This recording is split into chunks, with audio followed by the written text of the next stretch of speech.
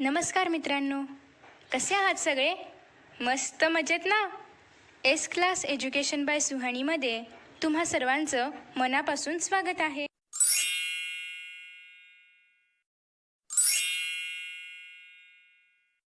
मित्रांनो, आज आपण पाहतोय इयत्ता 10वी इतिहास 9वा पाठ ऐतिहासिक ठेव्यांचे जतन.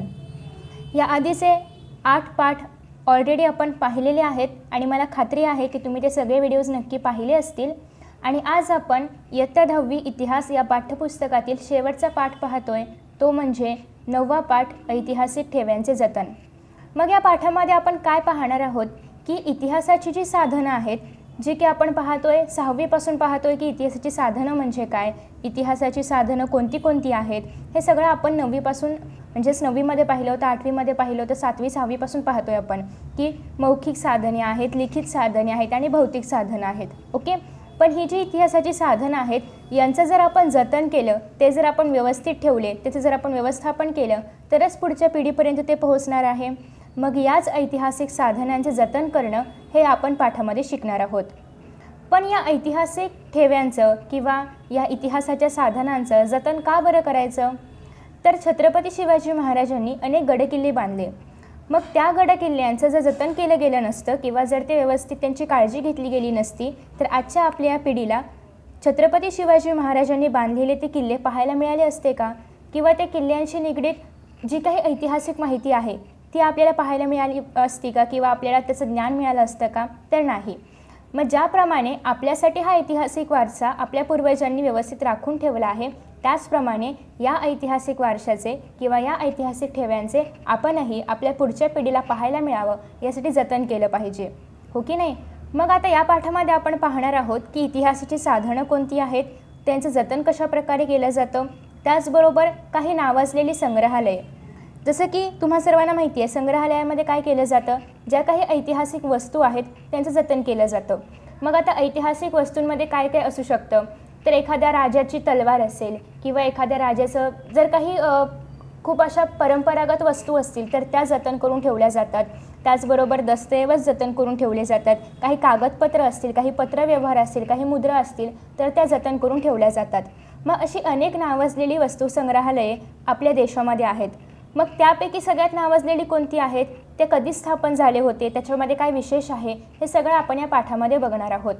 त्याचबरोबर ग्रंथालये आणि अभिलेखागार. ग्रंथालय म्हणजे काय? ग्रंथांचं आलय. मग ज्या ठिकाणी ग्रंथालये जतन करून ठेवली असतात तर ते झालं ग्रंथालय. कारण खूप प्राचीन काळापासून आपल्या देशामध्ये असलेले अनेक ग्रंथ आहेत. मग त्यांचं पण व्यवस्थित जतन आपण केलं पाहिजे, कारण पुढच्या पिढीला त्या ग्रंथांचा अभ्यास करावा लागणार आहे. मग ते ग्रंथ जतन करून ठेवण्यासाठी काही ग्रंथालये आहेत. त्याचबरोबर अभिलेखागार. अभिलेखागारामध्ये काय केलं जातं, जे ऐतिहासिक दस्तऐवज आहेत, ज्या पुरातन वस्तू आहेत त्यांचं जतन करून ठेवलं जातं, त्यांचं व्यवस्थापन केलं जातं. त्याचबरोबर पुढे आहे कोशवाङ्मय. आता कोशवाङ्मयाचे पण अनेक प्रकार आहेत, खूप प्रकारचे कोश असतात. जसं की विश्वकोश आहे, शब्दकोश आहे. शब्दकोश म्हणजे काय ते आपण 9वीला मराठीच्या पुस्तकामध्ये पाहिलेलं आहे. तर 10वीला आपण पाहतोय की विश्वकोश म्हणजे काय. यांसारखे अजून खूप साऱ्या प्रकारचे कोश आहेत जे की आपल्याला पाठामधून शिकायचे आहेत. चला तर आता आपण पाठाला सुरुवात करूया. पाठ अतिशय सोपा आहे, खूप छान आहे आणि हेच आपल्या पुढच्या आयुष्यामध्ये आपल्याला उपयोगी पडणार आहे. अनेक इतिहासकारकांनी केलेल्या अथक परिश्रमांचे फलित म्हणजे आज आपल्याला उपलब्ध असलेली इतिहासाची साधने आणि त्या साधनांच्या आधारे लिहिले गेलेले ग्रंथ. आता आपल्याकडे अनेक ग्रंथ ऑलरेडी ग्रंथालयामध्ये ठेवलेले आहेत. अनेक पत्रव्यवहार जे की इतिहासकारकांनी त्याचा खूप चिकित्सक पद्धतीने अभ्यास करून ते खरं आहेत की नाही हे तपासून ते पत्र संग्रहालयांमध्ये किंवा अभिलेखागारांमध्ये ठेवलेली आहेत. मग आता आपल्याला जर एखाद्या पत्राचा अभ्यास करायचा असेल तर आपण त्या संग्रहालयामध्ये जाऊन करू शकतो. परंतु या इतिहासकारकांनी हे पत्र कुठे आहेत ते सगळं शोधलेलं आहे, ते खरे आहेत की खोटे आहेत त्याचा तपास घेतलेला आहे, त्याचं पूर्ण चिकित्सक पद्धतीने संशोधन केलेलं आहे आणि मग ते संग्रहालयांमध्ये ठेवलेलं आहे. म्हणजे त्यांनी केलेल्या या अथक परिश्रमांमुळेच आज आपल्याला त्या सगळ्या ऐतिहासिक गोष्टींचा अभ्यास करता येतोय. अत्यंत मोलाच्या अशा या ऐतिहासिक ठेव्यांचे संवर्धन, जतन करण्याचे आणि त्यातील निवडक दस्तऐवज, ग्रंथ, पुरावस्तू प्रदर्शित करण्याचे काम संग्रहालये, त्यांच्याशी निगडीत असलेली अभिलेखागारे आणि ग्रंथालये करतात. मग ग्रंथालय किंवा संग्रहालय, तुम्ही एखादं ग्रंथालय पाहिलं असेल किंवा एखादं संग्रहालयही पाहिलं असेल किंवा तुमच्या शाळेची एखादी पिकनिक कधीतरी संग्रहालयामध्ये वगैरे गेली असेल. मग संग्रहालय किंवा ग्रंथालयांचं काम काय आहे, तर इतिहासकारकांनी जी काही साधनं शोधलेली आहेत, ऐतिहासिक साधनं, परंतु त्याच्यावर चिकित्सक पद्धतीने अभ्यास केलेला आहे, ते खरं आहे याची जेव्हा खात्री पटली तेव्हा ती जी साधनं असतात तर ती जतन करून ठेवली जातात. त्याचं संवर्धन करण्याचं काम, ती जतन करण्याचं काम, जे काही निवडक दस्तऐवज असतात, जे काही पत्र असतात, ते सगळं व्यवस्थित त्याचं जतन करण्याचं काम अभिलेखागार, ग्रंथालय किंवा संग्रहालय करत असतात. आता तुम्हाला माहिती असेल की छत्रपती शिवाजी महाराज यांनी लिहिलेली अनेक काही पत्रं सापडलेली आहेत, पण ती पत्रं खरी आहेत का, या सगळ्याचा इतिहासकाराने शोध लावलेला आहे, त्याचा चिकित्सक पद्धतीने अभ्यास केलेला आहे आणि मगच ती पत्रं संग्रहालयामध्ये जतन केली जातात. कारण जेव्हा छत्रपती शिवाजी महाराजांबद्दल इतर अजून कोणत्या गोष्टी सापडतील तर तेव्हा त्या पत्रांची तिथे पडताळणी करण्यासाठी वगैरे गरज पडते. मग त्यासाठी हे जे काही दस्तऐवज किंवा जे पण पत्र सापडतील त्यांचे जतन संग्रहालयांमध्ये, अभिलेखागारांमध्ये करून ठेवलं जातं. आणि मग फक्त संग्रहालयामध्ये ठेवून किंवा अभिलेखागारामध्ये फक्त बंद ठेवून काही उपयोग आहे का, तर नाही. त्याचा उपयोग लोकांसाठी पण झाला पाहिजे. कारण आत्तापर्यंत आपण पाहत आलो होतो की तिसऱ्या धड्यामध्ये पण आपण पाहिलं की लोकांचा असा एक गैरसमज असतो की इतिहासाचा अभ्यास कोणी करायचा, तर जे इतिहासकार आहेत किंवा ज्या विद्यार्थ्यांना इतिहासाची आवड आहे त्यांच्याच फक्त इतिहास उपयोगाचा आहे. पण असं आहे का, तर नाही. कारण उपयोजित इतिहास हा जनांसाठीचा इतिहास आहे, पब्लिक हिस्ट्री आहे. आणि इतिहास म्हणजे काय असतं की भूतकाळामध्ये जे घडलेलं आहे तो इतिहास असतो. मग प्रत्येक माणसाचा स्वतःचा भूतकाळ असतो, म्हणजे प्रत्येक माणसाला इतिहास असतोच की. मग इतिहास हा प्रत्येक व्यक्तीसाठी उपयोगी असतो, कारण भूतकाळामध्ये जे घडलं आहे त्या ज्ञानाचा वापर आपल्याला वर्तमान काळामध्ये आणि भविष्य काळामध्ये करावा लागतोच. म्हणजे इतिहास हा फक्त इतिहासकारांसाठी किंवा फक्त विद्यार्थ्यांसाठी आहे असं नाही, तर इतिहास हा समाजातील प्रत्येक व्यक्तीसाठी उपयोगी असतो. मग त्यासाठीच लोकांपर्यंत त्यांच्या कामाची शास्त्रशुद्ध माहिती पोचावी म्हणून त्यांच्यातर्फे संशोधन आणि नियतकालिके आणि इतर प्रकाशने प्रसिद्ध केली जातात. मग लोकांपर्यंत जे काही दस्तऐवज वगैरे मिळालेले आहेत त्याची शास्त्रशुद्ध आधी पडताळणी केली जाते आणि मग ते लोकांपर्यंत पोहोचावं यासाठी आपण पाहतो की विविध नियतकालिकांमार्फत एखादं जर दस्तऐवज सापडलं असेल तर त्याच्याबद्दलची माहिती छापून येते किंवा वर्तमानपत्रातून वगैरे छापून येते. का छापून येते, तर लोकांना पण याच्याबद्दल गोडी वाटावी यासाठी, ते लोकांच्या पण ज्ञानात भर पडावी यासाठी त्या प्रकाशकांमध्ये हे छापलं जातं. मग जे दस्तऐवज, पुरावस्तू इत्यादी प्रदर्शित केले जात नाहीत परंतु ऐतिहासिकदृष्ट्या महत्त्वाचे असतात ते संग्रहालय आणि अभिलेखागारांमध्ये जतन केले जातात. परंतु काही असे दस्तऐवज असतात, अशा काही पुरावस्तू म्हणजे पुरातन काळामधल्या ज्या वस्तू आहेत, ज्या ऐतिहासिक वस्तू आहेत तर त्या प्रत्येक वेळी प्रदर्शित केल्या जात नाहीत. परंतु प्रत्येक ऐतिहासिक ठेव्याचं, प्रत्येक ऐतिहासिक वास्तूचं, प्रत्येक ऐतिहासिक वस्तूचं काही ना काहीतरी महत्त्व असतं. मग त्यामुळे या सगळ्या वास्तू किंवा जे काही ऐतिहासिक ठेवा असतील तर ते सगळं संग्रहालयांमध्ये, अभिलेखागारांमध्ये जतन करून ठेवलं जातं. आणि संशोधकांना ते दस्तऐवज आणि पुरावस्तू आवश्यकतेनुसार उपलब्ध करून दिले जातात. आणि मग जेव्हा संशोधकांना त्याच्या निगडीत इतर कोणत्या गोष्टींशी त्याच्या निगडीत काही संदर्भ वगैरे तपासायचे असतील तर तेव्हा मग त्या संशोधकांना त्या अभिलेखागारांमधील किंवा संग्रहालयामधील पुरावस्तू असतील किंवा दस्तऐवज असतील तर ते काही अटी नियम वगैरे पाळून त्यांना त्याचा अभ्यास करण्यासाठी दिले जातात. ओके. मग ग्रंथालये ग्रंथांचे जतन आणि व्यवस्थापन करतात. आता तुम्ही पाहिलं असेल की आपल्या देशामध्ये प्राचीन काळापासून अनेक ग्रंथ उपलब्ध आहेत. मग या सगळ्या ग्रंथांचं आपण जतन केलं पाहिजे, त्याचबरोबर व्यवस्थापन केलं पाहिजे. मग हे काम कोण करत असतं, तर ग्रंथालय करत असतं. मग ग्रंथालयामध्ये ग्रंथांचं जतन केलं जातं, त्याचबरोबर ग्रंथांचं व्यवस्थापन केलं जातं. कारण ग्रंथ हा एक सगळ्यात मोठा वारसा आहे, कारण त्यामधून आपल्याला लिखित स्वरूपामध्ये माहिती मिळते, लिखित स्वरूपामधून आपल्याला इतिहास कळतो. त्याच्यामुळे यांचं आपण जतन केलं पाहिजे. त्यानंतर पुढे आता आपण आपल्या पाठाला सुरुवात करतोय. 9.1 आहे की इतिहासाची साधने आणि त्यांचे जतन. इतिहासाची साधने मिळवणं, त्यांच्या नोंदी करून त्यांची सूची तयार करणं, हस्तलिखिते, जुने ग्रंथ, पुरावस्तूंच्या स्वरूपातील भौतिक साधनांची साफसफाई आणि त्या प्रदर्शित करणं या गोष्टी अत्यंत काळजीपूर्वक कराव्या लागतात. आता ऐतिहासिक साधने काय आयती मिळतात का? नाही. ऐतिहासिक साधनांचा आधी आपल्याला शोध घ्यावा लागतो. शोध घेतल्यानंतर त्यांना आपण लगेच खरं मानतो का? नाही. आधी त्यांच्या नोंदी करून ठेवाव्या लागतात. त्याच्यानंतर ते खरं आहे की खोटं हे पडताळून बघावं लागतं. त्याच्याशी निगडीत कोणते संदर्भ आहेत हे पाहावं लागतं. त्याचबरोबर जे काही हस्तलिखिते वगैरे मिळतील, जे काही जुने ग्रंथ मिळतील ते आधी खरे आहेत का, कुठल्या कालखंडामधले असतील, कुणी लिहिले असतील, त्याचा लेखक कोण असेल, लेखकाची शैली काय असेल, भाषाशैली काय असेल, हे सगळं जाणून घ्यावं लागतं. त्याच्यानंतर आता ती ऐतिहासिक गोष्ट आहे म्हणजे ती त्याला चांगली साफसफाई करावी लागेल आणि मग ते प्रदर्शित केलं जाते किंवा मग ते ग्रंथालयांमध्ये किंवा संग्रहालयांमध्ये दिलं जातं. मग या सगळ्या गोष्टी अत्यंत काळजीपूर्वक कराव्या लागतात, कारण प्रत्येक ऐतिहासिक ठेव्याचं आपलं स्वतःचं एक महत्त्व असतं, कारण त्याच्यामध्ये खूप काही इतिहास दडलेला असतो आणि तो जर कुठे गहाळ झाला तर मग त्याच्यासारखी दुसरी वस्तू मिळणं अशक्य असतं, कारण परत मागे इतिहासामध्ये जाऊन आपण ती वस्तू नाही आणू शकत, कारण इतिहास हा एकदाच घडतो आणि त्याच्यामुळे हे सगळं आपल्याला काळजीपूर्वक करावं लागतं. त्या कामांसाठी विविध विषयांमधील कृतींसाठी प्रशिक्षणाची आवश्यकता असते. योग्य प्रशिक्षण प्राप्त झाल्यानंतरच या कृती करता येतात. मग आता हे सगळं करण्यासाठी की कुठला व्यक्ती साधनं मिळवू शकतो, कुठल्या व्यक्तीचं नोंदी ठेवू शकतो, कुठल्या व्यक्तीची साफसफाई करू शकतो, कारण या गोष्टी खूप काळजीपूर्वक कराव्या लागतात. मग या गोष्टी करण्यासाठी प्रत्येक व्यक्तीला त्या प्रकारचं प्रशिक्षण दिलं जातं आणि ज्यांना ते प्रशिक्षण प्राप्त असेल ते प्रशिक्षण प्राप्त केल्यानंतरच त्या व्यक्ती त्या प्रकारच्या कृती करू शकतात. मग आता मौखिक साधने कोणती आहेत आणि त्यासाठी उपयुक्त प्रशिक्षण कोणतं आहे, तर ते आता आपण पाहणार आहोत. आता मौखिक साधने म्हणजे काय, तर परंपरागत एका पिढीकडून दुसऱ्या पिढीकडे मौखिक पद्धतीने जे साहित्य पाठवलं जातं किंवा जे साहित्य फॉरवर्ड केलं जातं थोडक्यात, तर त्याला आपण काय म्हणतो, मौखिक साधन.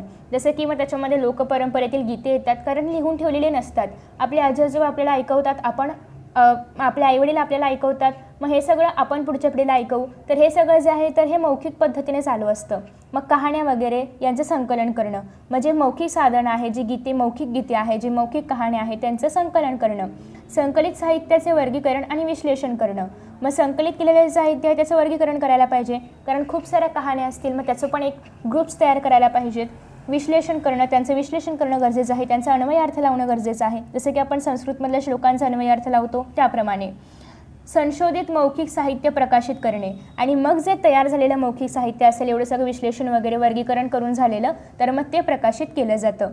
मग आता यासाठी उपयुक्त प्रशिक्षण काय आहे की या सगळ्या गोष्टी कोण करू शकतं, तर समाजशास्त्र, सामाजिक मानवशास्त्र, मिथके आणि भाषाशास्त्र, ग्रंथालय व्यवस्थापन, इतिहास आणि इतिहास संशोधन पद्धती, संशोधनपर लेखन या प्रकारामध्ये हे प्रशिक्षण विभागलेलं आहे. की पहिल्यांदा समाजशास्त्र, सामाजिक मानवशास्त्र, मिथके म्हणजे काय की अशा कथा कहाण्या टाईपच, मिथके म्हणजे मौखिक साधनच आहे, आणि भाषाशास्त्र. तर या सगळ्या गोष्टींचं प्रशिक्षण घेतलेले जे इतिहासकार असतात तर तेच मौखिक साधनांबद्दल जे मौखिक साधने आहेत तर ते प्रकाशित करू शकतात किंवा त्यांचं वर्गीकरण किंवा विश्लेषण संकलन करू शकतात. नेक्स्ट आहे लिखित साधने.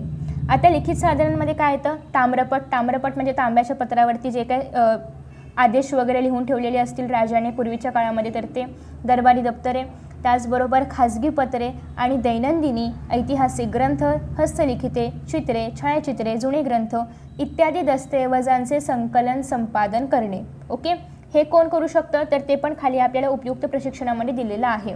दुसरं आहे दस्तऐवजांच्या संवर्धनासाठी आवश्यक असणाऱ्या सफाई आणि इतर रासायनिक प्रक्रिया करणं.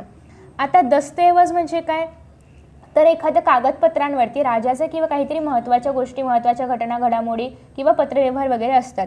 तर मग आता तो कागद जो आहे किंवा ज्याही कशावर लिहिलं असेल तर ते काही नाशवंत आहे ना, कागद असो किंवा त्या काळामध्ये जे ते सालीवरती म्हणजे झाडाच्या सालीवरती वगैरे लिहित असायचं तर ते असो, ते नाशवंत आहेत. मग त्याची साफसफाई केली पाहिजे, ते चांगलं राहावं यासाठी त्याच्यावरती विशिष्ट प्रकारचे केमिकल्स किंवा रसायनं फवारली जातात, तर ते सगळं करणं, ती सगळी प्रक्रिया करणं. दस्तऐवजांचे ऐतिहासिक मूल्य निश्चित करणं, त्याचबरोबर निवडक दस्तऐवज प्रदर्शित करणं आणि संपादित साहित्य आणि संशोधनाचे निष्कर्ष प्रकाशित करणं. मग आता लिखित साधनांबद्दलचं हे जे सगळं काम आहे तर ते कोण करू शकतं, कुठलं प्रशिक्षण असलेले इतिहासकार करू शकतात, तर पहिलं या ठिकाणी सांगितलेलं आहे ब्राह्मी, मोडी, पर्शियन यांसारख्या लिपी आणि त्यांच्या विकासाच्या क्रमाचे ज्ञान. आता या लिपी का, तर पूर्वीचा जो इतिहास होता किंवा छत्रपती शिवाजी महाराजांच्या काळामध्ये मोठ्या प्रमाणामध्ये मोडी लिपी वापरली जायची. त्यांचं मोडी लिपीमधलं एक पत्र पण आहे जे की आपल्या 4थीच्या पाठ्यपुस्तकाच्या मागे जे पृष्ठभाग असतो त्याच्यावरती छापलेलं होतं मला पृष्ठावरती, तर त्याच्यावरही तुम्ही ते बघू शकता. तर अशा पद्धतीने मोडी लिपी ज्याला येते तोच ते पत्र वाचू शकतो, ज्याला पर्शियन भाषा येते तोच पर्शियनमधलं पत्र वाचू शकतो, ज्याला ब्राह्मी भाषा येते तोच तो वाचू शकतो. मग यासाठी या भाषा अवगत असणारे इतिहासकारांची आवश्यकता असते, कारण लिखित साहित्य आहे म्हणजे ती लिपी त्याला वाचता यायलाच पाहिजे, आणि जर ती लिपी वाचता येत असेल तरच त्याचं पुढे ते खरं आहे की खोटं आहे याचा अर्थ तो लावू शकतो. दुसरं आहे इतिहासकालीन समाजरचना आणि परंपरा, साहित्य आणि संस्कृती, राजसत्ता, शासन व्यवस्था इत्यादींचे प्राथमिक ज्ञान. मग जो इतिहासकार आहे त्याला इतिहास काळातली त्या काळामधली समाजरचना कशी आहे हे माहीत असायला पाहिजे, त्या काळामधली परंपरा, साहित्य वगैरे वगैरे या सगळ्या गोष्टींचं प्राथमिक ज्ञान असायला पाहिजे. असेल तरच तो जी लिखित साधने आहेत तर त्यात ते संकलित वगैरे करणं हे काम करू शकतो. तिसरं आहे विविध चित्रशैली, शिल्पकलाशैली आणि त्यांच्या विकासाचा क्रम याचे ज्ञान.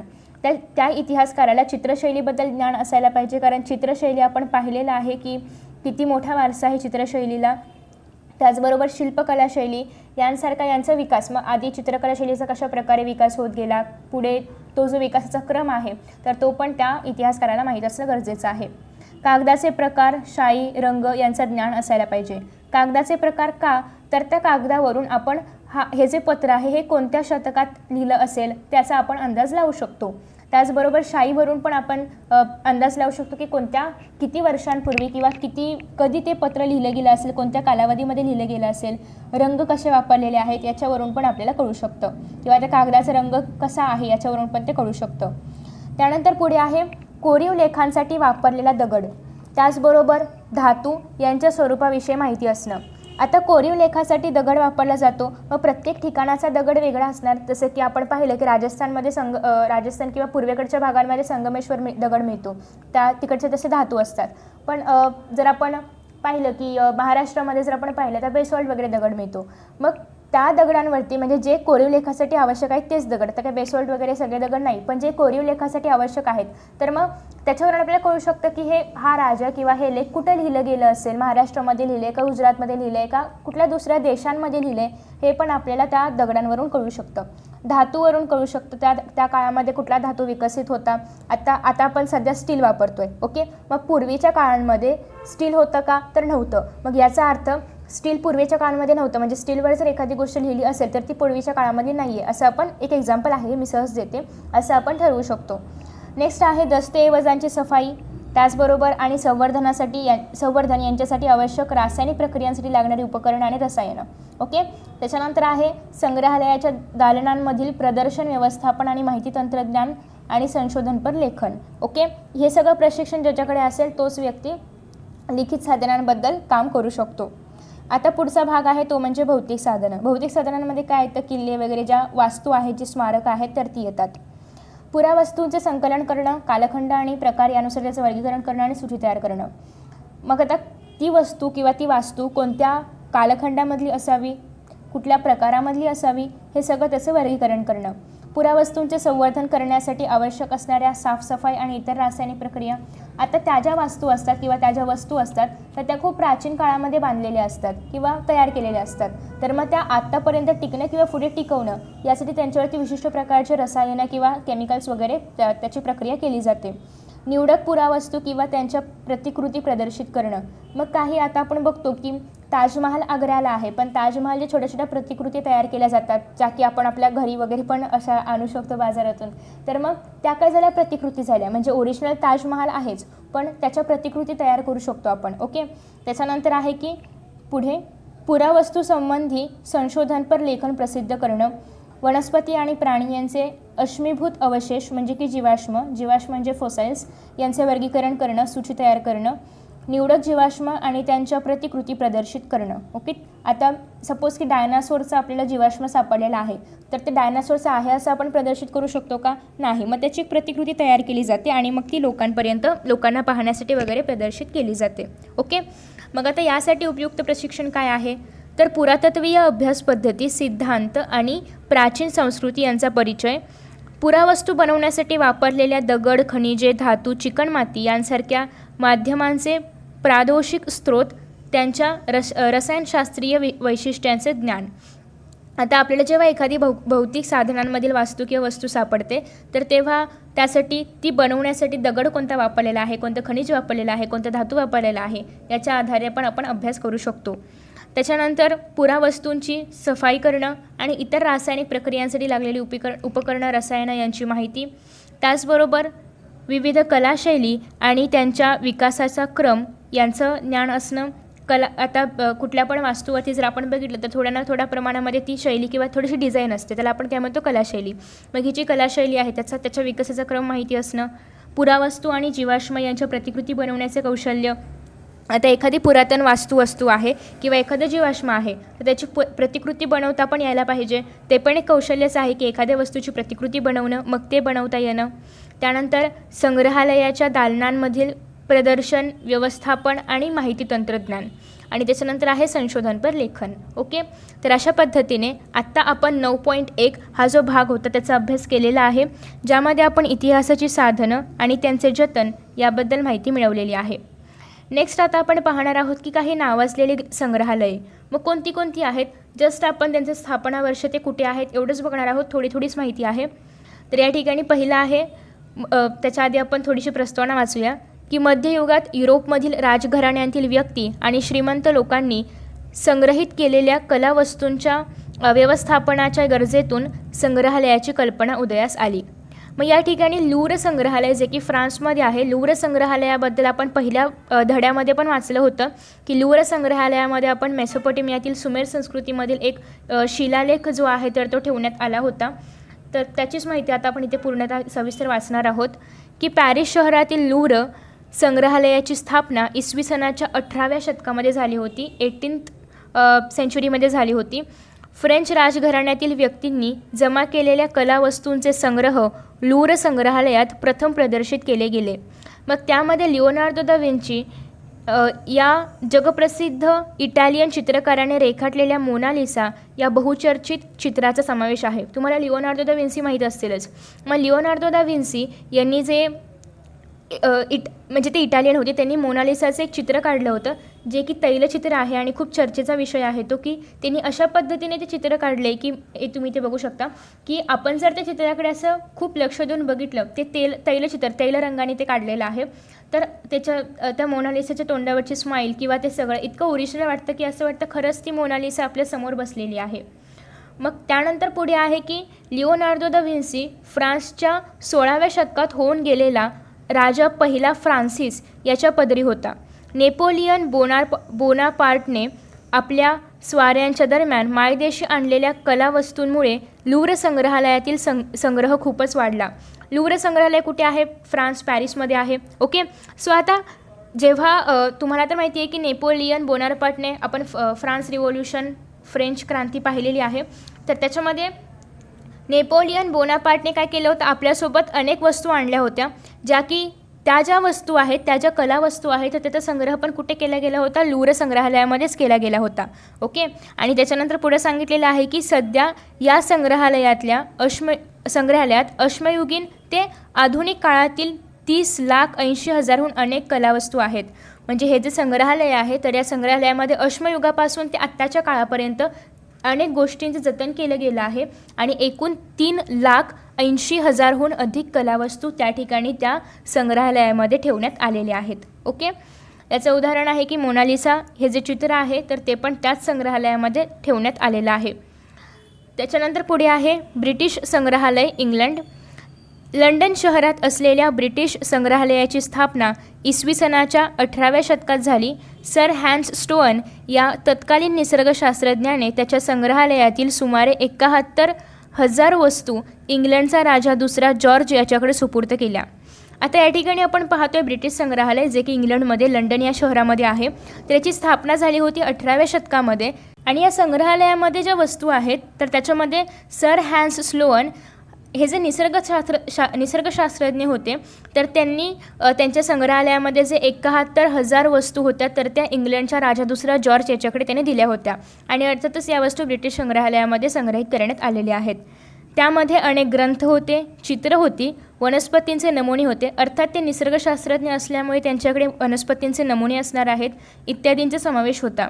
पुढे इंग्रजांनी त्यांच्या अंमलाखालील विविध वसाहतींमधून मायदेशी आणलेल्या कलावस्तू, प्राचीन अवशेष यामुळे ब्रिटिश संग्रहालयातील वस्तूंची संख्या वाढत गेली. जसं की तुम्हाला माहिती आहे ब्रिटिशांनी अनेक राज्यांवरती स्वाऱ्या केल्या होत्या आणि मग त्या राज्यामधल्या अनेक कलावस्तू ते आपल्या मायदेशी घेऊन आले होते आणि मग ते सगळं संग्रहित करण्यात आलं होतं ब्रिटिश संग्रहालयामध्ये. आणि आज मितीला या संग्रहालयात सुमारे 80 लाख इतक्या वस्तू संग्रहित करण्यात आलेल्या आहेत. भारतातीलही अनेक पुरावस्तूंचा समावेश आहे, कारण ब्रिटिशांनी आपल्या देशावर राज्य केलं होतं आणि त्याच्यामुळे आपल्या देशामधल्या अर्थातच काही कलावस्तू ते स्वतःच्या मायदेशी घेऊन गेले असणार आहेत आणि त्याच्यामुळे त्या वस्तू ब्रिटिश संग्रहालयामध्ये संग्रहित करण्यात आलेल्या आहेत. आता या ठिकाणी तुम्ही बघू शकता की ब्रिटिश संग्रहालय इंग्लंडमधलं एक छायाचित्र आपल्याला दाखवलेलं आहे. त्यानंतर पुढे आहे national museum of natural history United states of America. Okay, अमेरिकेतील स्मिथसोनियन इन्स्टिट्यूशन या संस्थेच्या व्यवस्थापनाखाली असलेले नैसर्गिक इतिहासाचे हे संग्रहालय इसवी सन 1846मध्ये सुरू झाले. इथे वनस्पती, प्राणी यांचे अवशेष आणि जीवाश्म खनिजे, दगड, मानव प्रजातींचे अश्मीभूत अवशेष, अश्मीभूत म्हणजे दगडाखाली असलेले अवशेष आणि पुरावस्तू यांचे 12 कोटींहून अधिक नमुने संग्रहित करण्यात आलेले आहेत. ओके, तर आता या ठिकाणी तुम्ही पाहू शकता की national museum of natural history जे की युनायटेड स्टेट्स ऑफ अमेरिकामध्ये आहे. ओके, त्याच्यानंतर पुढे आता आपण पाहतोय की जाणून घ्या भारतातील प्रसिद्ध संग्रहालये कोणती कोणती आहेत. तर इंडियन म्युझियम कोलकातामध्ये आहे, नॅशनल म्युझियम दिल्लीमध्ये आहे, छत्रपती शिवाजी महाराज वस्तू संग्रहालय मुंबईमध्ये आहे, सालारजंग म्युझियम हैदराबादमध्ये आहे, the calico museum of textile Ahmedabad ही भारतातील प्रसिद्ध संग्रहालयामधील काही आहेत. ओके, त्याच्यानंतर आता भारतातील संग्रहालय आपण पाहतोय. कोलकाता येथील भारतीय संग्रहालय हे भारतातील पहिले संग्रहालय एशियाटिक सोसायटी ऑफ बेंगॉल या संस्थेमार्फत इसवी सन 1814मध्ये स्थापन झाले होते. सगळ्यात महत्त्वाचं आहे की कोलकाता जे की पश्चिम बंगालमध्ये आहे, तर या ठिकाणी भारतीय संग्रहालय हे भारतातलं सगळ्यात पहिलं संग्रहालय स्थापन करण्यात आलं होतं एशियाटिक सोसायटी ऑफ बेंगॉल या संस्थेमार्फत. कधी केलं होतं? 1814 साली. चेन्नई येथील इसवी सन 1851मध्ये सुरू झालेले गव्हर्मेंट म्युझियम हे भारतातील दुसरे संग्रहालय. इसवी सन 1949मध्ये दिल्लीतील राष्ट्रीय वस्तू संग्रहालयाची नॅशनल म्युझियमची स्थापना झाली आणि आज मितीला भारतातील विविध राज्यांमध्ये अनेक वस्तू संग्रहालय आहेत. म्हणजे प्रत्येक राज्यामध्ये अनेक प्रकारचे वस्तू संग्रहालय आहेत. महाराष्ट्रामध्ये मुंबईमध्ये आहेत, अहमदाबादमध्ये आहेत, तर यासारखे अनेक वस्तू संग्रहालय आपल्या देशामध्ये आज आहेत. त्याचबरोबर पुढे सांगितलेलं आहे बहुतेक मोठ्या संग्रहालयाची स्वतःची अभिलेखागारे पण आहेत आणि ग्रंथालये पण असतात. काही संग्रहालये विद्यापीठांशी संलग्न असतात. अशा संग्रहालयातर्फे संग्रहालयशास्त्र या विषयाचे विविध अभ्यासक्रम देखील शिकवले जातात.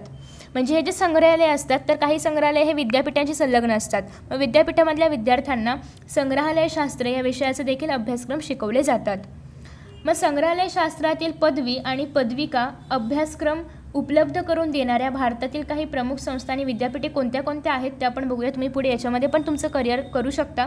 जसं की राष्ट्रीय वस्तू संग्रहालय दिल्लीमध्ये आहे, महाराज सयाजीराव विद्यापीठ वडोदरा इथे आहे, कोलकाता विद्यापीठ कोलकाता आहे, बनारस हिंदू विद्यापीठ वाराणसी येथे आहे, अलीगढ मुस्लिम युनिव्हर्सिटी अलीगढमध्ये आहे, जिवाजी विद्यापीठ जे की ग्वालियरमध्ये आहे. म्हणजे या ठिकाणी तुम्हाला जे संग्रहालयशास्त्रातील पदवी वगैरे हे जे विद्यापीठ आहेत तर या ठिकाणी देण्याचं काम केलं जातं. नेक्स्ट आहे त्या प्रकारचा अभ्यासक्रम पण शिकवण्याचं काम केलं जातं. त्यानंतर आहे छत्रपती शिवाजी महाराज वस्तू संग्रहालय मुंबई. इसवी सन 1904 साली मुंबईतील काही प्रतिष्ठित नागरिकांनी एकत्र येऊन प्रिन्स ऑफ वेल्सच्या भारत भेटीच्या स्मरणार्थ एक वस्तू संग्रहालय उभारण्याचा निर्णय घेतला होता. 1904 साली आपल्या देशावर ब्रिटिशांची सत्ता होती, तर तेव्हा मुंबईमध्ये जे प्रतिष्ठित नागरिक होते त्यांनी काय केलं होतं, प्रिन्स ऑफ वेल्सन जेव्हा भारताला भेट देण्यासाठी येणार होता तर त्याच्या स्मरणार्थ एक काहीतरी वस्तू संग्रहालय उभारण्याचा त्यांनी निर्णय घेतला होता. आणि इसवी सन 1905च्या नोव्हेंबर महिन्यात या संग्रहालयाच्या इमारतीची पायाभरणी झाली आणि संग्रहालयाचे नाव prince of Wales museum of western India असं देण्यात आलं होतं आणि असे निश्चित करण्यात आले होते. परंतु इसवी सन 1998मध्ये या संग्रहालयाचे नाव छत्रपती शिवाजी महाराज वस्तू संग्रहालय असं ठेवण्यात आलं. आता या ठिकाणी आपण छत्रपती शिवाजी महाराज वस्तू संग्रहालय जे की मुंबईमध्ये आहे त्याचं एक छायाचित्र आपण बघू शकतो. याचा इतिहास आपण आत्ताच अभ्यासला की प्रिन्स ऑफ वेल्स हे जेव्हा भारताला भेट देण्यासाठी येणार होते 1904 साली काही प्रतिष्ठित लोक एकत्र आले आणि त्यांनी त्यांच्या स्मरणार्थ काहीतरी वस्तुसंग्रहालय उभारण्याचा निर्णय घेतला होता आणि मग त्याला परत नाव देण्यात आलं होतं Prince of Wales museum of western India. परंतु नंतर 1998 साली मात्र नाव त्याचं चेंज करण्यात आलं आणि छत्रपती शिवाजी महाराज वस्तुसंग्रहालय असं नाव देण्यात आलं. त्यानंतर आहे संग्रहालयाची वास्तू इंडो गोथिक शैलीत बांधलेली आहे. तिला मुंबई शहरातील पहिल्या प्रतीची सांस्कृतिक इमारत असा दर्जा देखील देण्यात आलेला आहे. या ठिकाणी संग्रहालयाची जी वास्तू आहे तर त्याला एक विशिष्ट शैलीमध्ये ती बांधलेली आहे आणि शैली आहे इंडो गोथिक शैलीमध्ये बांधलेली आहे. आणि संग्रहालयात कला, पुरातत्व आणि निसर्गाचा इतिहास अशा 3 वर्गात विभागलेले आहे. सुमारे 50,000 पुरावस्तू संग्रहित करण्यात आलेल्या आहेत या वास्तूमध्ये. त्यानंतर आता आपण पाहतोय ग्रंथालय आणि अभिलेखागार. ग्रंथालये ही ज्ञानाची आणि माहितीची भांडारघरे असतात. ग्रंथालयांमध्ये अर्थातच ग्रंथांचं जतन केलं जातं, व्यवस्थापन केलं जातं. ग्रंथालय शास्त्राचा व्यवस्थापनशास्त्र, माहिती तंत्रज्ञान, शिक्षणशास्त्र यांसारख्या विषयांशी निकटचा संबंध असतो. ग्रंथांचे संकलन, त्यांचे पद्धतशीर आयोजन, जतन आणि संवर्धन, माहितीच्या स्रोतांचे प्रसारण अशी महत्त्वाची कामे ग्रंथालयामार्फत पार पाडली जातात.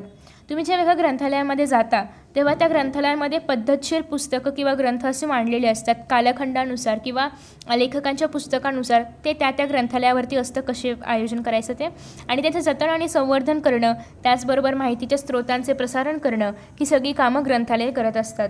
यातील बहुतेक कामं अद्ययावत संगणकीय प्रणालीच्या आधारे केली जातात. वाचकांना आवश्यकतेनुसार हवे तेव्हा नेमके ग्रंथ उपलब्ध करून देणे या गोष्टीला ग्रंथालय व्यवस्थापनात अतिशय महत्त्व आहे. म्हणजे जे वाचक ग्रंथालयामध्ये वाचन करण्यासाठी येतात तर त्यांना जो ग्रंथ हवा आहे तर तो उपलब्ध करून वगैरे देणं हे पण ग्रंथालयाच्या व्यवस्थापनशास्त्राचंच काम आहे.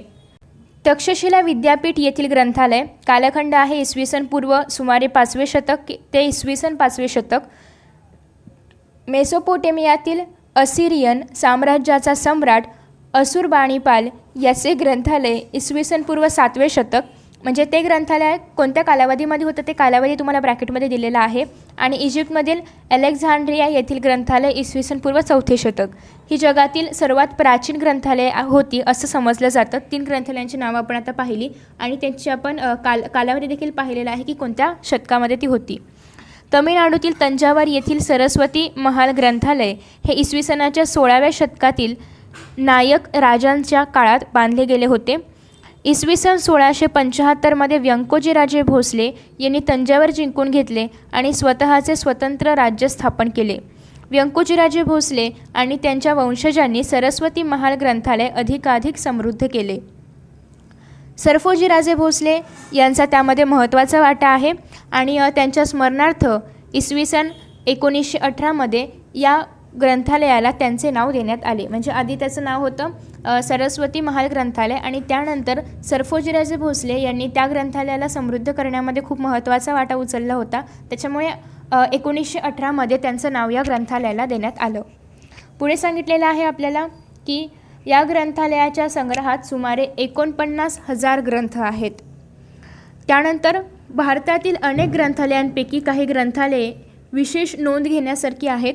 त्यामध्ये कोलकाता येथील नॅशनल लायब्ररी, दिल्ली येथील Nehru memorial museum and library, Hyderabad येथील स्टेट सेंट्रल लायब्ररी, मुंबई येथील लायब्ररी ऑफ एशियाटिक सोसायटी आणि डेव्हिड ससून लायब्ररी इत्यादी ग्रंथालयांचा याच्यामध्ये समावेश होतो.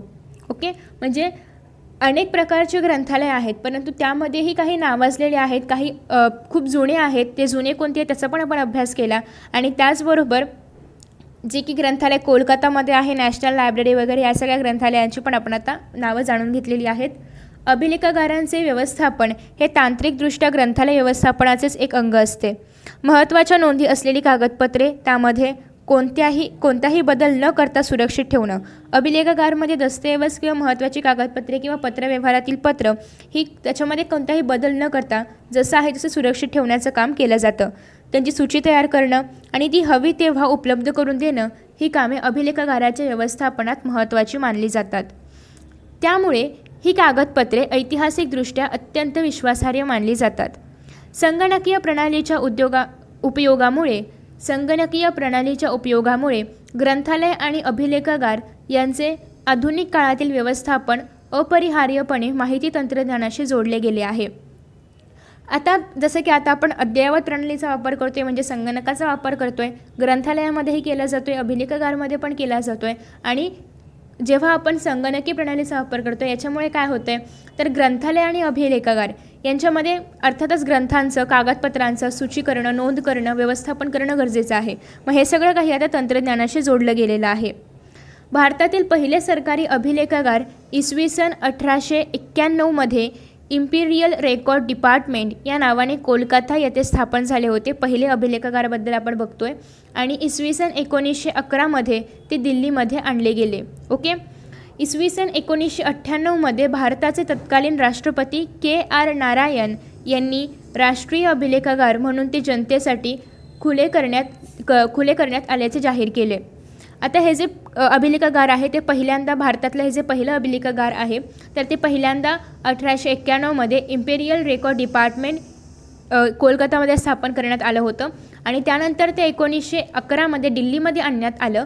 आणि 1998 साली जेव्हा आपल्या भारताचे तत्कालीन राष्ट्रपती KR नारायण होते तर त्यांनी हे राष्ट्रीय अभिलेखागार म्हणून सगळ्या जनतेसाठी खुले करून दिले. म्हणजे जनता पण त्याच्यामध्ये जाऊन ते अभिलेखागार कसा आहे ते बघू शकते. ते भारत सरकारच्या सांस्कृतिक मंत्रालयाच्या अंतर्गत असलेले एक खाते आहे. इसवी सन 1748 पासूनची कागदपत्रे येथे क्रमवार लावून ठेवलेली आहेत. त्यामध्ये इंग्रजी, अरबी, हिंदी, फारसी, संस्कृत, उर्दू या भाषा आणि मोडी लिपीतील नोंदींचा देखील समावेश आहे. या नोंदींची वर्गवारी सार्वजनिक प्राच्यविद्याविषयक हस्तलिखिते आणि खाजगी कागदपत्रे अशा 4 प्रकारांमध्ये केली जाते. आता त्या ग्रंथालयामध्ये नेमकं काय काय आहे ते पण आपण सर्वांनी पाहिलेलं आहे.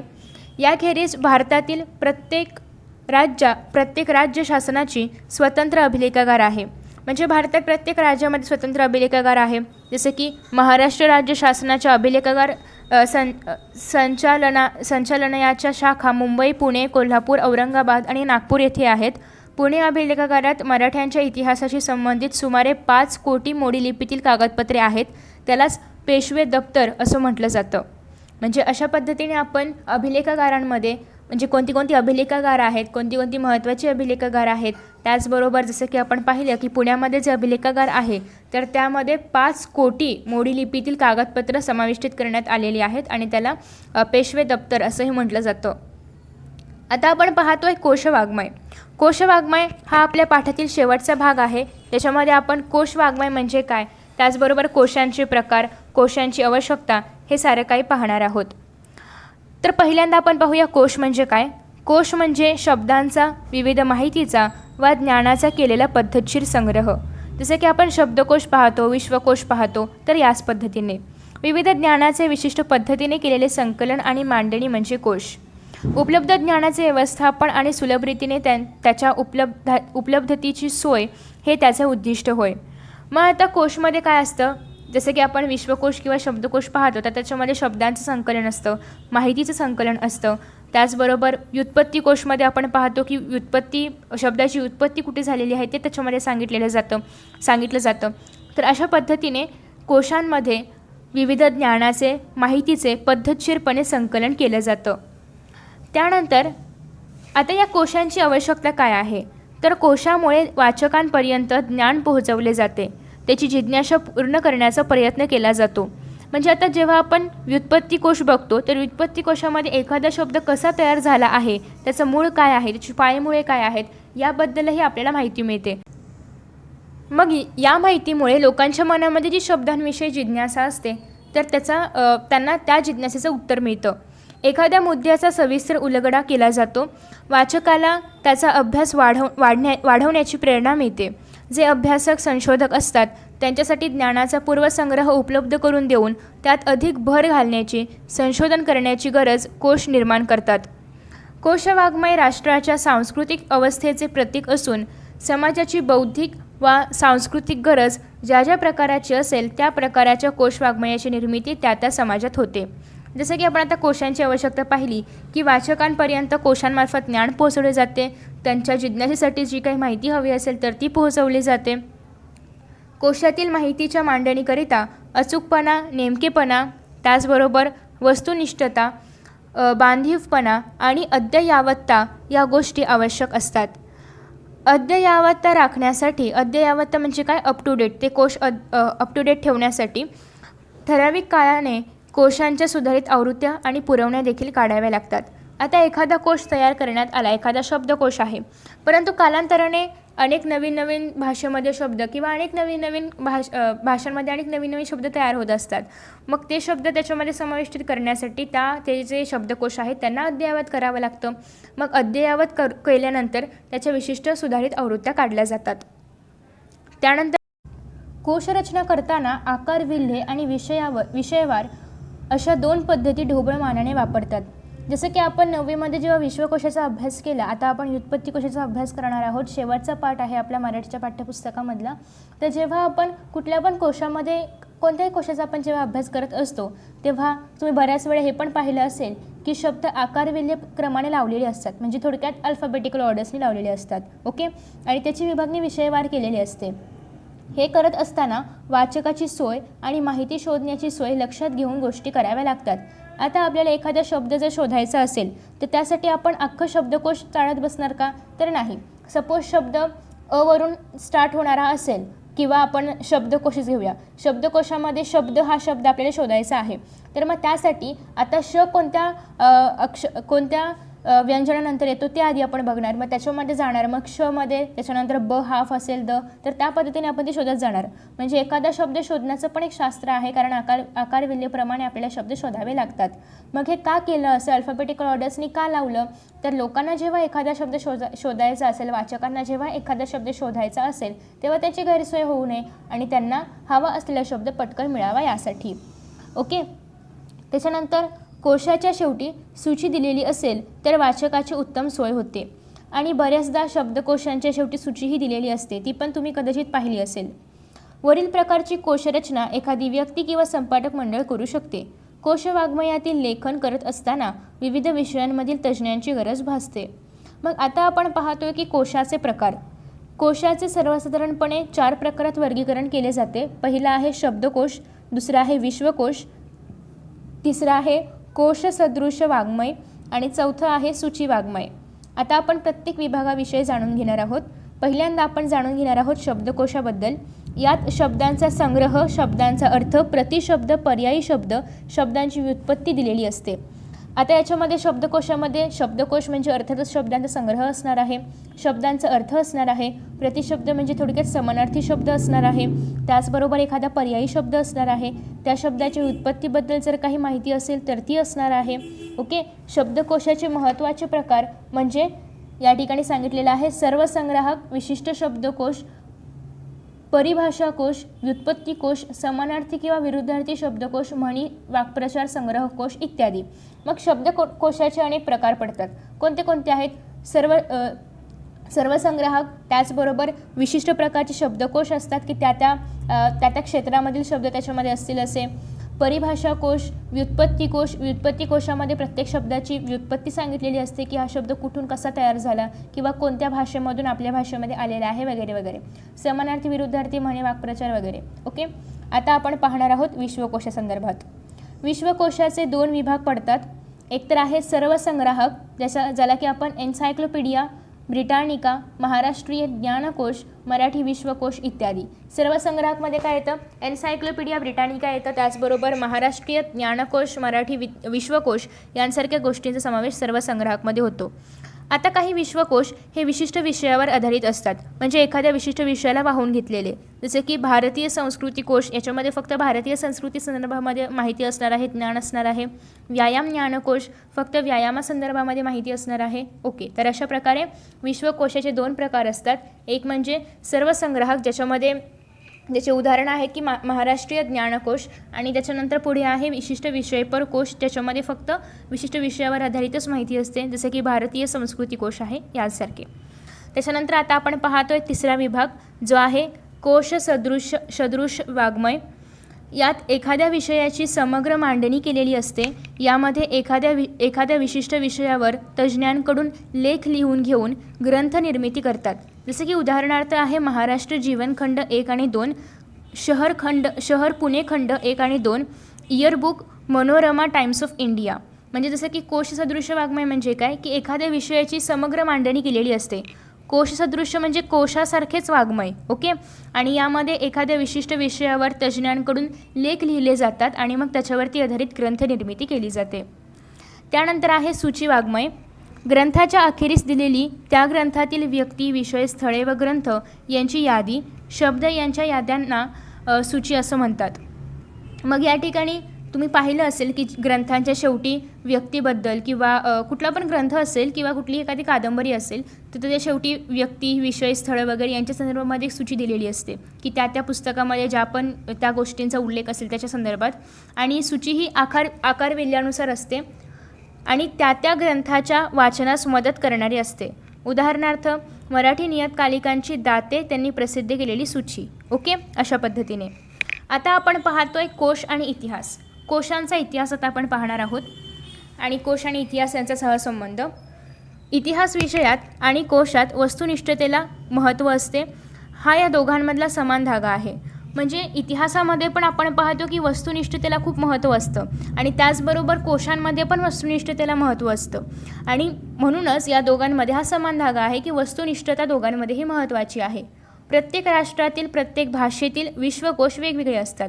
प्रत्येक राष्ट्रामधला विश्वकोश वेगळा असणार आहे, त्याची भाषा वेगळी असणार आहे, संस्कृती वेगळी असणार आहे, शब्द वेगळे असणार आहेत. ओके, कारण त्यांचे प्राधान्यक्रम वेगवेगळे असतात. मग स्वराष्ट्राची ध्येय धोरणे, जीवनमूल्ये, आदर्श यांचा प्रभाव हा त्या कोशांवरती पडत असतो. राष्ट्रीय अस्मिता जागी करण्याचा प्रयत्न कोशांद्वारे करता येतो.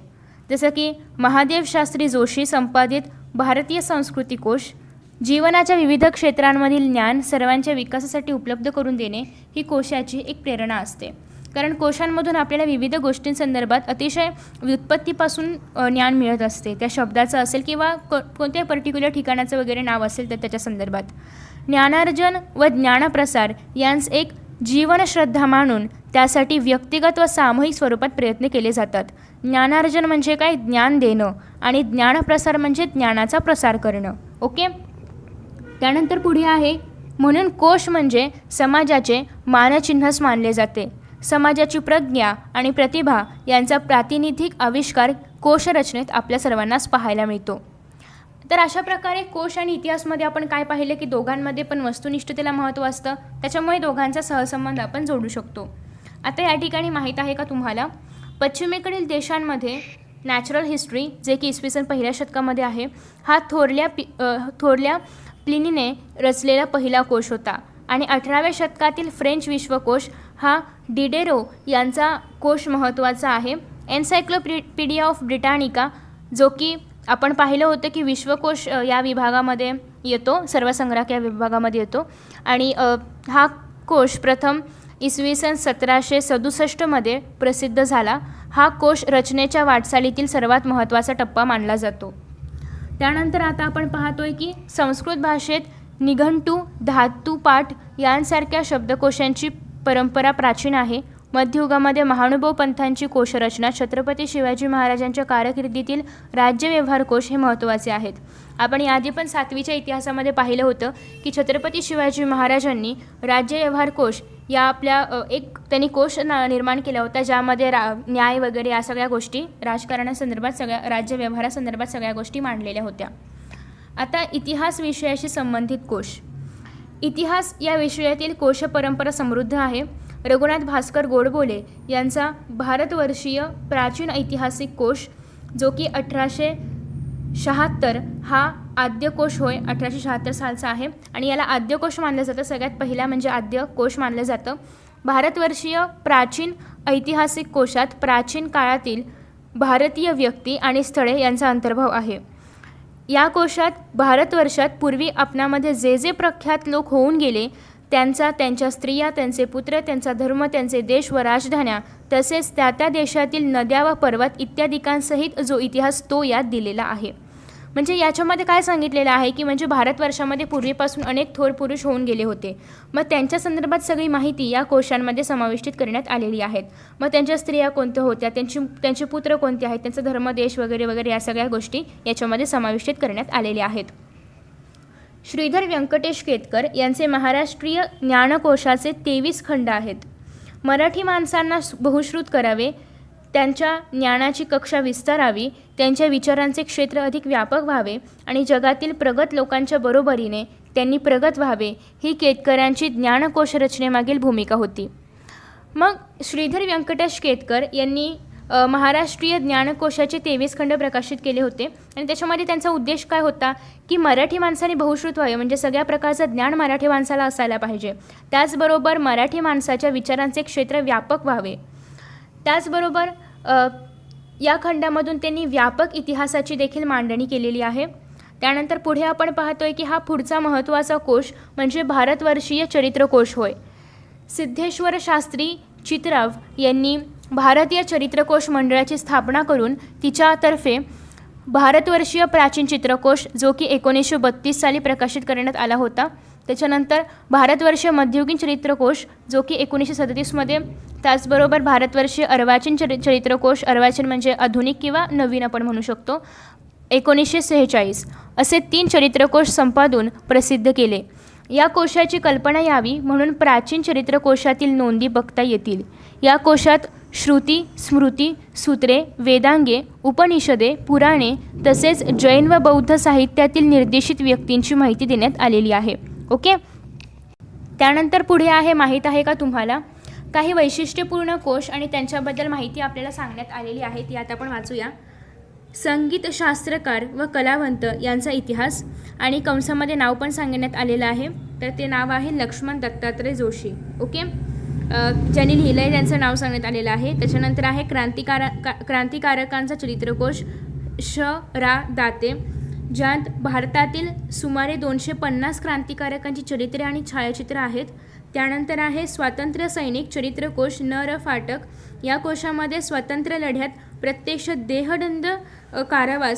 देहदंड म्हणजे मृत्यूस थोडक्यात आणि कारावास भोगलेल्या व स्वातंत्र्यपूर्व काळात समाजाच्या निरनिराळ्या क्षेत्रात काम केलेल्या स्वतंत्र सैनिकाची माहिती देण्यात आलेली आहे. अशा प्रकारे काही वैशिष्ट्यपूर्ण कोश आहेत. त्याच्यानंतर पुढे आपण आता पाहतोय स्थळकोश. इतिहासाच्या अभ्यासासाठी भूगोल खूप महत्त्वाचा आहे, कारण इतिहास भूगोल यांचा सहसंबंध आहे. विविध ऐतिहासिक स्थळांच्या संदर्भात माहिती देणारे कोश आहेत. जसं की याच्यामध्ये आता आपण स्थळकोश, विश्वकोश, भारतीय संस्कृती कोश, संज्ञाकोश यांसारख्या कोशांबद्दल माहिती जाणून घेणार आहोत. महानुभाव पंथातील मुनी व्यास यांनी रचलेला स्थानपोथी जो की 14व्या शतकामध्ये रचला होता. या ग्रंथात महानुभाव पंथाचे प्रवर्तक श्री चक्रधर स्वामी ज्या ज्या गावी गेले त्या गावांची तपशीलवार नोंद आहे. मग त्याच्यावरून आपल्याला तत्कालीन महाराष्ट्राची कल्पना त्या ग्रंथावरून येते, कारण त्या ग्रंथामध्ये ज्या स्थळांची माहिती सांगितलेली आहे त्याच्यावरून आपल्याला त्या काळामध्ये आपला महाराष्ट्र कसा होता याची माहिती मिळू शकते. लीळाचरित्रातील विविध घटना केव्हा, कोणत्या स्थळी व कोणत्या प्रसंगाने घडल्या हेही स्थानपोथीकार सांगतात. त्यामुळे श्री चक्रधर स्वामींच्या चरित्रलेखनासाठी हा उत्तम संदर्भ ग्रंथ आहे. दुसरा आहे प्राचीन भारतीय स्थलकोश 1969.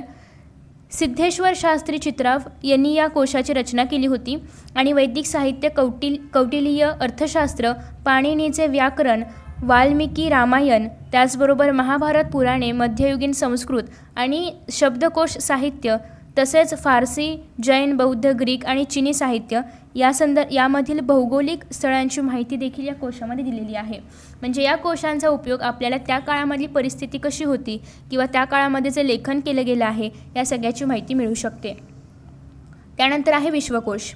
महाराष्ट्र राज्याचे पहिले मुख्यमंत्री यशवंतराव चव्हाण यांनी मराठी भाषा व साहित्य यांच्या अभिवृद्धीसाठी महाराष्ट्र राज्य साहित्य संस्कृती मंडळाच्या वतीने मराठी शब्दकोश निर्मितीस चालना दिली.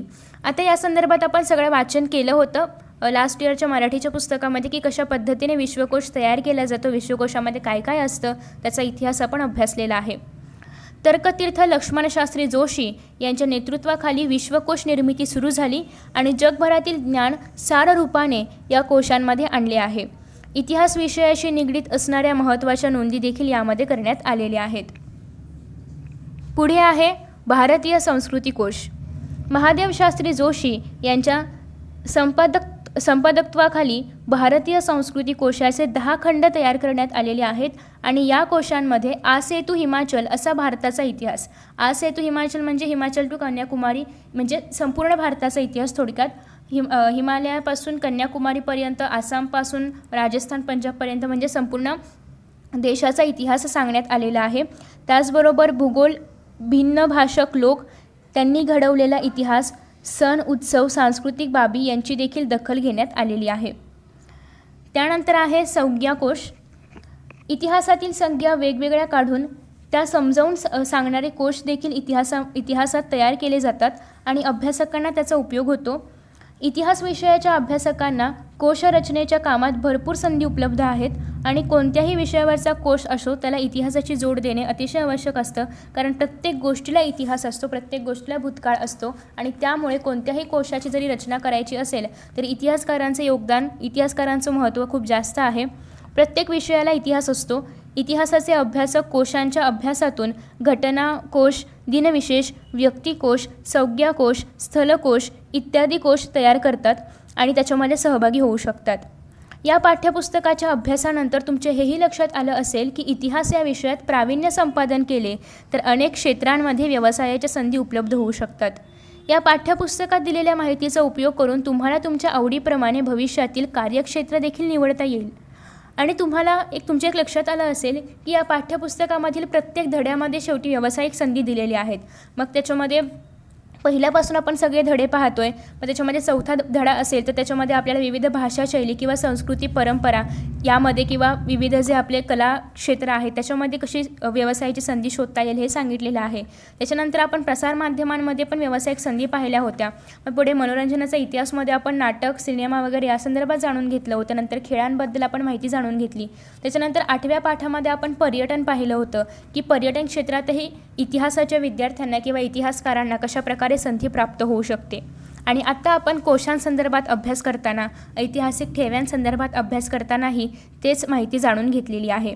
अशा पद्धतीने इयत्ता 10वीच्या वर्षात आपण हे सगळे पाठ पाहिलेले होते, जे की खूप छान आहेत. याच्यामधून आपल्याला भविष्यात उपयोगी अशी खूप सारी माहिती आपल्याला मिळालेली आहे आणि याच्या आधारावर आपण आपल्या भविष्यातलं करिअर नक्कीच ठरवू शकतो. करिअर निवडण्यासाठी खरंच हे खूप उपयोगी आहे.